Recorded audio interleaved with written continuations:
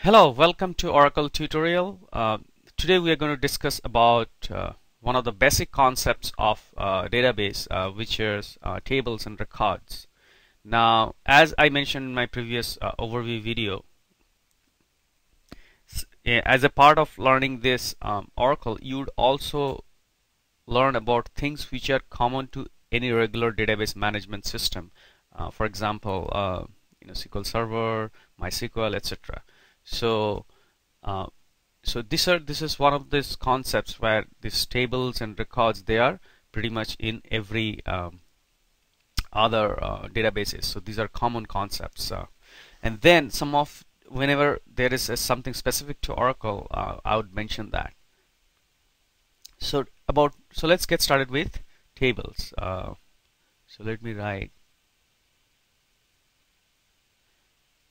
So as I said before in our overview, the primary purpose of a database system is to store records and manipulate the records and make it available for retrieval. So the tables are really one of the fundamental blocks of database, which basically used to store records and allows it to be manipulated or retrieved. So let's take the classic example of department and employee. So let's say there is a company which has two departments. One is HR, another is manufacturing, and it has employees in each of the departments. So let's write and then how really they can use the database to store the records. So let's put department as HR and manufacturing. I just do manufacturing, and let's say employees has here there is, let's say, David, Joe, and here you have maybe Anita and Julie.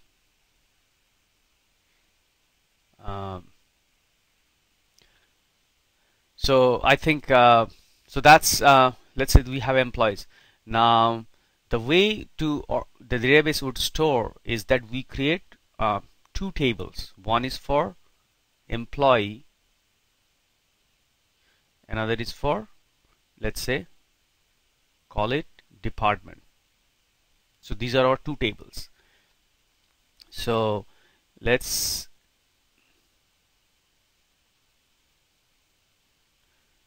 say we define these two tables. This is called employee, this is called department.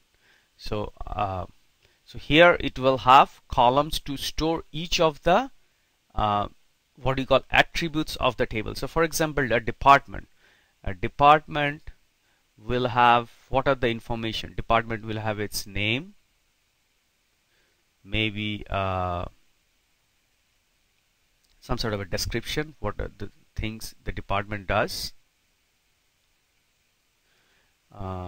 name, description, and probably you can say location, it is in which building.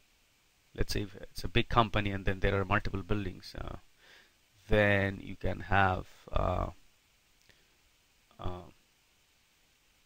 think that's pretty much the department. Let's keep it simple, and so we don't add many columns. In a real life, probably department will have more columns.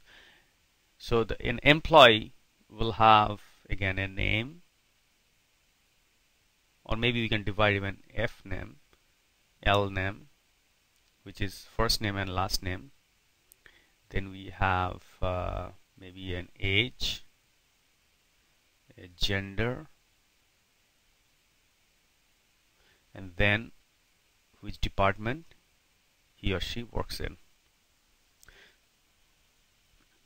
So these are the information which we need to store. So then we create two tables, and then tables has what you call fields or columns which stores these records.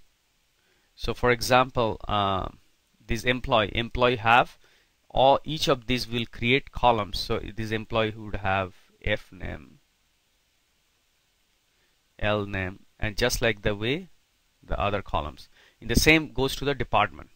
Now let's take a step back and let's talk some of the concepts or theories behind tables. So what is a table? Table really is a database way, as I said, to store information. Now what are the other things you have seen used to store information? Let's say when you create when you create something in a Word doc and you write something, you are storing information. When you're creating notepad and write something, you're storing information. You're writing a piece of paper, it's storing information.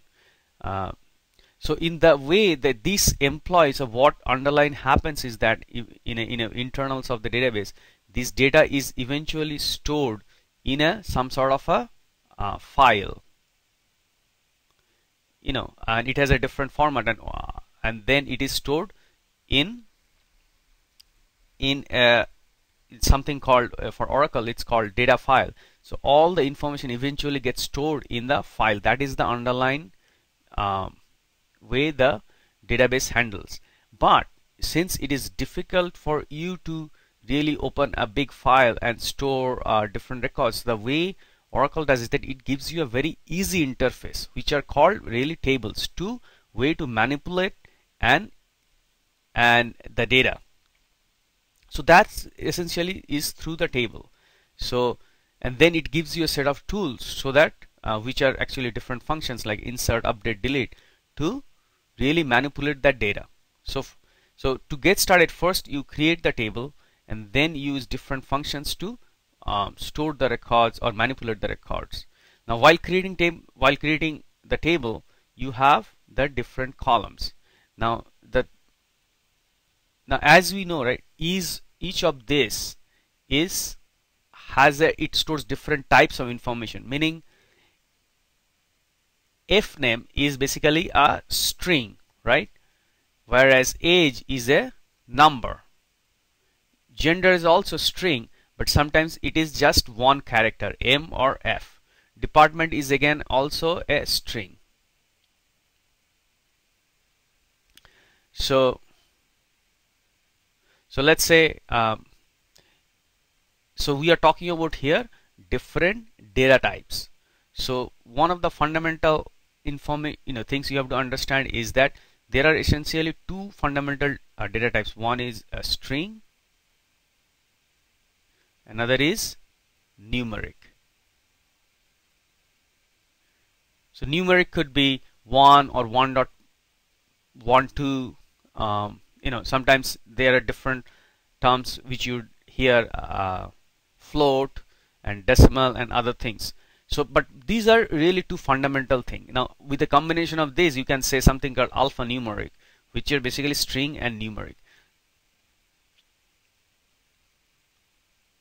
Alphanumeric. So now different database has different way of representing string and numeric. So for example, for Oracle, the string is called varchar. Now it's called variable character.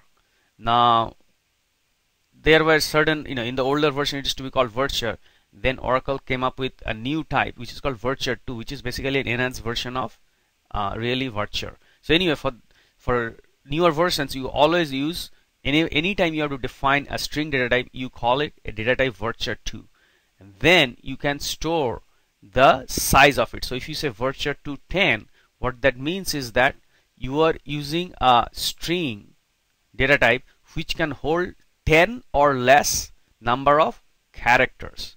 So for example, if we store fname is equal to varchar, if we define fname is equal to varchar to 10, what that means is that my name could be less than equal to 10 characters wide.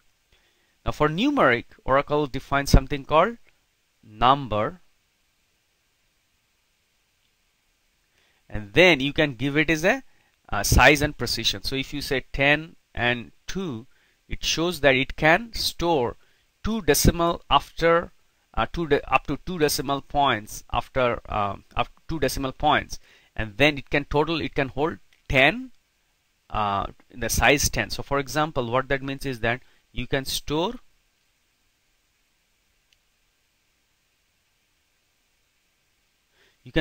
this number up to 2 decimal, and the maximum size it can have is 10 numbers. So 1 2 3 4 5 6 7 8, and then maybe 9 10.